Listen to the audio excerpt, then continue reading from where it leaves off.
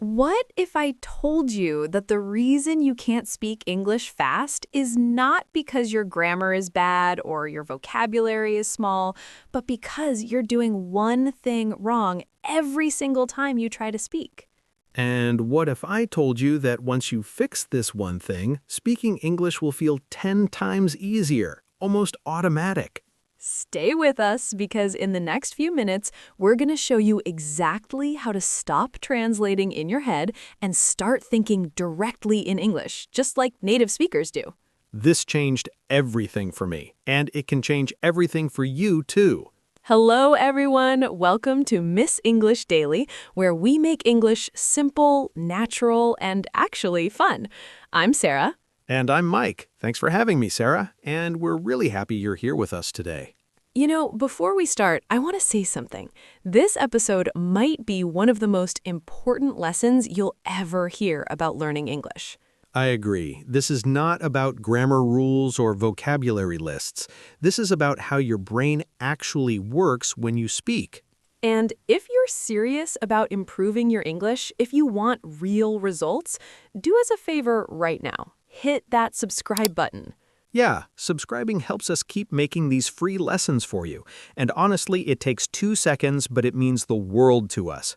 Plus, turn on notifications so you don't miss our next episode. We have so many good topics coming up. All right, so Sarah, let's start with the big problem. What happens in most people's brains when they try to speak English? Okay, so picture this. You're in a conversation. Someone asks you a question in English. What do you think about? Well, if you're like most learners, your brain does something like this. First, you hear the English question, then your brain translates it into your native language, then you think of an answer in your native language, then you translate that answer back into English, and finally you speak. Exactly. 4 steps. 4 steps just to answer one simple question. It's like your brain is playing telephone with itself. Yes, and the message gets lost somewhere between language number 1 and language number 2. No wonder it takes so long. No wonder there are those awkward pauses where you're just standing there like a broken computer. Loading, loading, loading. Exactly. And here's the worst part. By the time you finish all those steps, the conversation has already moved on. Or the other person is just staring at you, waiting. Yes, and you feel pressure. You feel embarrassed. You think, I'm so slow at English. But it's not that you're slow, it's that you're using the wrong process. Exactly. Native speakers don't translate. They think directly in English. The question comes in English, they think in English, they answer in English. One step. 1 step versus 4 steps. That's a huge difference. So the solution is simple. We need to train your brain to skip the translation and go straight to thinking in English. But how? That sounds difficult. That's what most people think, but actually, it's easier than you imagine. You just need the right techniques. Okay, I'm ready. Where do we start? Let me ask you a personal question first, Mike. When did you realize you were translating too much? Oh, I remember the exact moment. I was in a coffee shop in London. The barista asked me what kind of milk I wanted. Simple question. Very simple, but my brain went crazy. I heard the question in English, I translated it to my language, I thought almond milk in my language, then I tried to remember how to say almond in English, and I just stood there frozen like a statue. A confused milk-related statue. Yes, exactly, with a line of angry people behind me. How long did this take? I'm guessing not quick. Maybe 10 seconds, but it felt like 10 years, and there were people behind me sighing, checking their watches, probably regretting their life choices. That must have been stressful. It was terrible. I finally said almond milk, but I felt so embarrassed, and that's when I realized I need to change how my brain works. And did you change it? Yes. It took time, but yes. Now, when someone asks me a question, I don't translate anymore. The answer just comes. That's what we want for everyone listening right now. We want English to just come naturally. So let's talk about how to make that happen. What's the first step? The first step is to start naming things around you in English throughout your day. Naming things? Like what? Everything. Right now, look around you. What do you see? I see a microphone, a laptop, a coffee cup, a plant on the table. Perfect. You just did it. You named 4 things in English without translating. That was easy. Exactly. And if you do this every day, multiple times a day, your brain starts building an English database. An English database. I like that. Yes, instead of storing words in your native language and then translating, you start storing words directly in English. So when I see a cup, my brain thinks cup, not the word in my language and then cup. Exactly. The connection becomes direct. Object to English word. No middle step. This is actually smart. Can you give more examples? Sure. In the morning when you wake up, look at your alarm clock and think alarm clock. When you brush your teeth, think toothbrush, toothpaste, mirror. When you make breakfast, think eggs, bread, butter, coffee. Yes, and you can even describe actions. I'm pouring coffee. I'm spreading butter on bread. I'm walking to the bathroom. So you're basically narrating your life in English. Exactly. And here's the magic. When you do this consistently, English stops being a foreign language.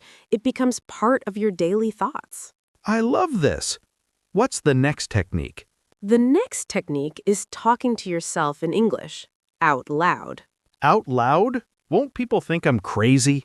Only if you do it in public. Do it when you're alone at home, in your room, in the shower, while you're cooking. So basically, pretend I'm the star of my own reality show. Exactly. You're the most interesting person in your apartment, and the ratings are great because you're the only viewer. What should I talk about? Anything. Describe what you're doing, share your opinions, ask yourself questions. Can you give me an example? Sure. Let's say you're making dinner. You can say, okay, I'm going to make pasta tonight. First, I need to boil water. Where is the pot? Here it is. Now I'll put it on the stove. That sounds like you're making a cooking video. Exactly. You're the host of your own little English show, and nobody is judging you because nobody is listening. That takes away the pressure. Yes, there's no fear of making mistakes. You can experiment, you can try new words, you can mess up and nobody cares. I actually did this when I was learning. I used to talk to myself while driving. Really? What did you say? I would describe the road. That car is driving too slow. The traffic light is red. I need to turn left here. Sometimes I would pretend I'm giving directions to someone. So you became your own GPS, in English. Yes, except I never said, "You have arrived at your destination." I just kept talking until I got home. Did other drivers see you talking to yourself? Probably. They probably thought I was on a phone call, or just completely insane. Either way, my English improved. So much. After a few weeks, I noticed that words just came to me faster. I didn't have to search for them in my brain. That's exactly the result we want. Now, here's another powerful technique. Use pictures instead of translations. Pictures? What do you mean? When you learn a new word, don't translate it. Instead, create a mental picture of it. Oh, interesting. Can you explain more? Sure. Let's say you want to learn the word umbrella. Instead of thinking umbrella equals the word in your language, picture an actual umbrella in your mind. See the shape, the color, imagine holding it in the rain. So the word umbrella connects directly to the image of an umbrella, not to another word. Exactly. This is how children learn language. They don't translate. They connect words to experiences and images. That makes so much sense. So when I hear the word umbrella, my brain sees an umbrella, not the translation. Yes. And this works for actions, too. If you want to learn the word running, don't translate it. Picture someone running. Feel the movement in your body. This is actually how our brain naturally works. Exactly. Translation is not natural. It's something we learned in school. But now we need to unlearn it. Okay, I'm loving these techniques. What else can we do? Here's one that might sound strange, but it's super effective. Change the language of your phone and computer to English. Oh, wow, that's a big step. I know, but think about it. How many times a day do you look at your phone? Probably 100 times, maybe more. Okay, definitely more. Exactly. So if your phone is in English, you're seeing English 100 times a day. Settings, messages, apps, everything. Your phone becomes your English teacher who never sleeps. A teacher who also keeps telling me I have 17 unread notifications. Yes, but in English. At first, it might be confusing, though. Yes, for the first few days, it's uncomfortable, but your brain adapts quickly, and soon you know where everything is without thinking. And all those little words like settings, notifications, downloads, they become automatic. Yes, you learn them through context and repetition, not through translation. I actually did this, and honestly, after 1 week, I forgot my phone was even in English. That's the goal. English becomes so normal that you don't even notice it anymore. What about people who are worried they'll make mistakes when thinking in English? That's such an important question. Here's the truth. You will make mistakes, and that's completely okay. Making mistakes means you're trying, you're practicing. Exactly. When you think in English, sometimes your sentences won't be perfect. Sometimes you'll use the wrong word or strange grammar. But the point is, you're thinking in English, you're not translating. Yes, and over time, your brain will correct itself naturally. You'll hear the right way to say things, and your brain will adjust. It's like learning to ride a bicycle. At first you fall, but you keep trying and eventually you balance without thinking. Perfect comparison. Thinking in English is a skill. It gets better with practice. Now, let me ask you something. How long does it take before someone can think in English naturally? That depends on how much you practice. If you use these techniques every single day, you'll notice changes in about 2 to 4 weeks. Really? That fast? Yes, your brain is incredibly adaptable, but you have to be consistent. What does consistent mean in this case? It means practicing a little bit every day.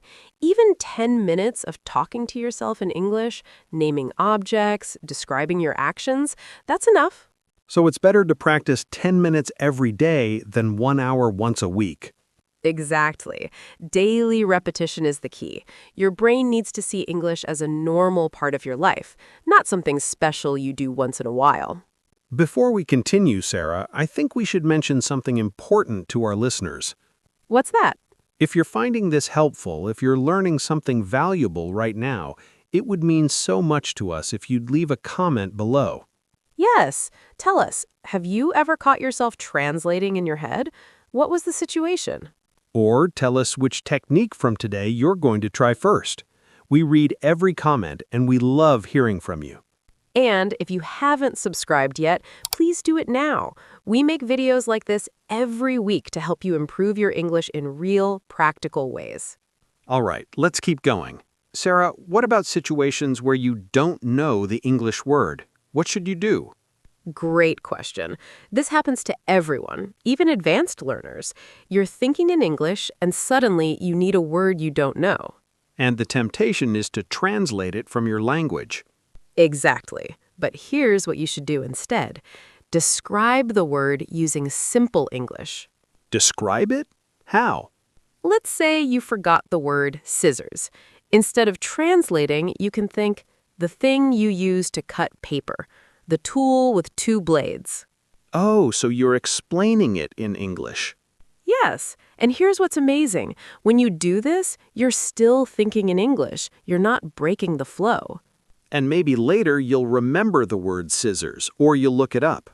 Exactly. The point is you kept your brain in English mode. You didn't switch back to your native language. This is really smart. It's like building a bridge with the words you already know. Perfect way to say it. You're building bridges, not walls. Now, what about listening? Does thinking in English help with understanding when other people speak? Oh, absolutely. This is one of the biggest benefits. How so? When you think in English, your brain starts processing English faster. You stop translating what you hear. So when someone speaks to me in English, I understand the meaning directly without converting it to my language first. Exactly. The words go straight to understanding, no middle step. That must make conversations so much smoother. It does. You can respond faster. You can actually participate in the conversation instead of being two sentences behind. I remember when I first experienced this. I was watching an English movie and suddenly I realized I wasn't reading the subtitles anymore. That's a huge milestone. It felt amazing, like my brain had finally switched to English mode.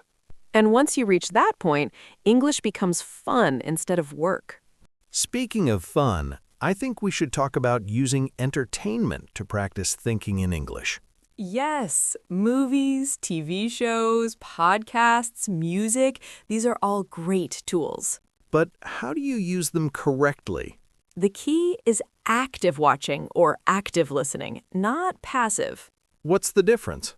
Passive is when you just watch and maybe read subtitles in your native language. Active is when you engage with the content in English. Can you give an example? Sure.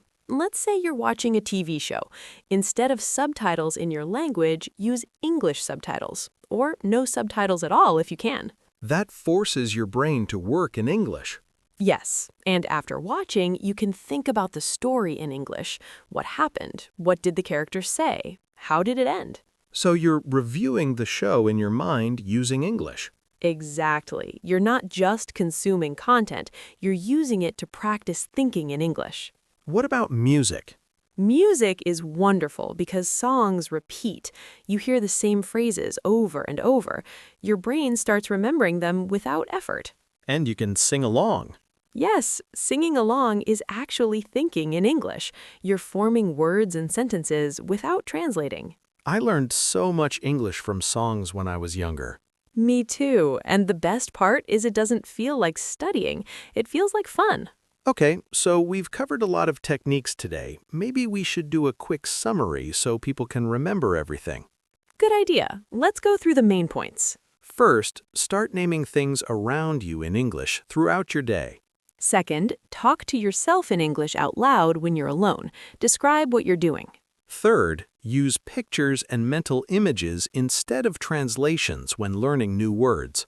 Fourth, change your phone and computer language to English to get constant exposure. Fifth, don't be afraid of mistakes. Making mistakes is part of learning. Sixth, when you don't know a word, describe it in simple English instead of translating. Seventh, practice every day, even if it's just 10 minutes. And eighth, use movies, shows, music, and podcasts to practice active thinking in English. These techniques really work if you use them consistently. They do. I've seen so many students transform their English just by changing how they think. Now, I want to share something personal before we finish. Please do. When I first started trying to think in English, I felt stupid sometimes. My thoughts were simple and childish. That's so normal. I know that now, but at the time I thought maybe I'm not smart enough for this. A lot of people feel that way. Yes, so I want to tell everyone listening, it's okay if your English thoughts are simple at first. You're not stupid, you're learning. Exactly. Even native speakers started with simple words like mama, dada, milk. That's how language works. You start simple and you grow. So be patient with yourself. Celebrate small progress. Every English thought, even a simple one, is a victory. Yes, and before you know it, those simple thoughts become complex thoughts. You'll be thinking in full paragraphs. It's such an incredible feeling when it finally clicks. It really is. You feel like you unlocked a new part of your brain. Okay, so before we finish, I want to give everyone a challenge. A challenge. I like this. Starting today, starting right now, I want you to think in English for just 5 minutes. Just 5 minutes? Yes. Walk around your home and name everything you see. Describe what you're doing. Talk to yourself. And if you feel brave, record yourself on your phone. Oh, that's a great idea. Then you can listen back and see your progress over time. What if people feel shy or embarrassed? Remember, nobody is listening. This is just for you. It's your private practice space. And the more you do it, the more natural it becomes. Exactly. So, will you accept the challenge? I hope everyone says yes. And please, come back and tell us in the comments how it went. Did it feel strange? Did it feel good? We want to hear your experience. Your comment might encourage someone else to try too. That's true. We're all learning together here. All right, Sarah, I think it's time to wrap up. Yes, but before we go, one more reminder. If this episode helped you, if you learned something valuable, please like this video and share it with a friend who's learning English. Every like and share helps us reach more learners like you. And subscribe if you haven't already. We have so many more practical English lessons coming. Thank you so much for spending this time with us today. We really appreciate you. Remember, thinking in English is not about being perfect. It's about being consistent. Start small. Practice daily. Be patient with yourself. And most importantly, believe that you can do this, because you absolutely can. Your brain is powerful. It can learn any language if you give it the right practice. This is Miss English Daily with Sarah and Mike.